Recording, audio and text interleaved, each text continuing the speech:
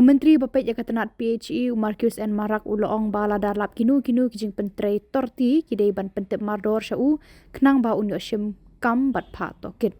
Yakani ula jubab halor kajing kidi balawan ra adu MLA ka dadengre urupa marak kumju na MLA ka maulai ba bright starwell marbanyang habaya dei berkajing shna yaki top niki water tank. UMLA ka dadengre ula bu jingkili halor ka senjam bakatanat kashim ban bu kendon hakajing pendon kam ya usyap na kabenta ban shna yaki top knang ba kinlong kibas kem. Answer to start question 55. Yes, sir. Your question, please. May I know from the Honorable Minister in charge, PHC, how the quantity and safety standards of the sand is checked by the department? Sir, this is purely technical in nature, so I'll be going through some of the points so that Honorable Member August House will be able to ascertain how it is being determined. Sir, the standard of sand used in construction is very important, and it is vital for the strength, durability, overall performance of the mortar and concrete. Poor standard/quality of sand may lead to failure of the structure, increase the cost of maintenance, and reduce the lifespan of the structure. Therefore, the PHE department has been publishing guidelines for design, schedules of rates in water supply system, containing specifications of materials in conformity with Indian standard to guide in the preparation and design of water supply projects. The sand should be clean and free from mud, silts, and should be gritty in nature. The fine modules should not be less than 2.2 or more than 3.2. In case of any doubt in respect of any sand obtained from new quarry, the executive engineer may get it tested and satisfy of the quality. Following limits may be taken as guidance. Fine sand fineness module, that is 2.2 to 2.6. Medium sand fineness modules 2.6 to 2.9. Coarse sand fineness modules 2.9 to 3.2. Simple on-site test for sand quality ash is generally carried out by the PHE department under the supervision of the officers at level of SDOs and JEs. Visual inspection, checking for uniform grain size, and ensure that there are no visible impurities like clay lumps or organic matter or stones. Hand feel test, also called the rubbing test. Rubbing and sand between fingers to check for stickiness or clay-like texture. If it feels sticky or leaves a residue, it likely contains too much clay or silt. In situ jar test, a simple test to check for silt content by observing the sediment layer after settling. Sir. Thank you for the reply. And I would like to ask another supplementary question. May I know from the Honorable Minister in charge whether there is any lab which tests the quality of sand in Meghalaya? Sir, for testing this, we are depending on NIT, sir, time to time. But we are intending to set up these laboratories in Shillong, Tura, and Hawaii, sir.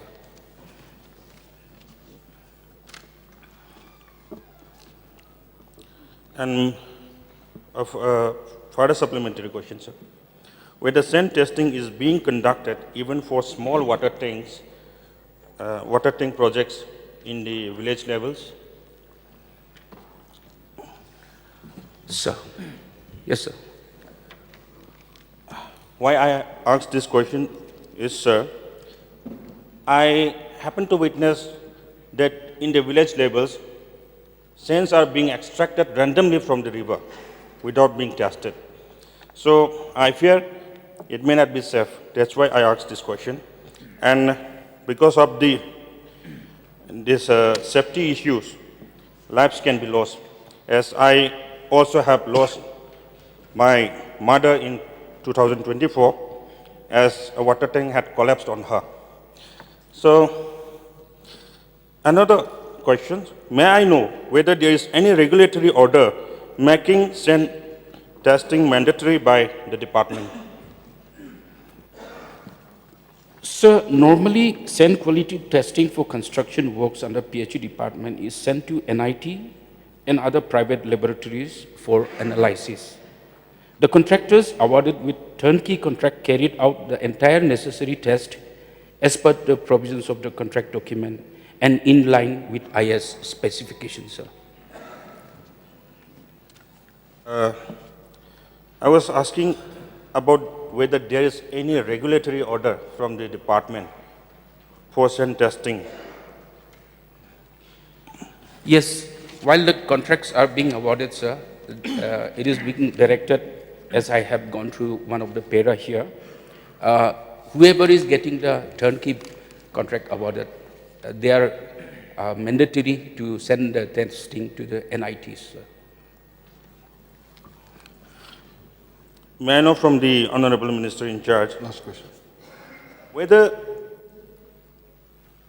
there is any action being taken on those contractors who doesn't abide by the regulatory order by the department?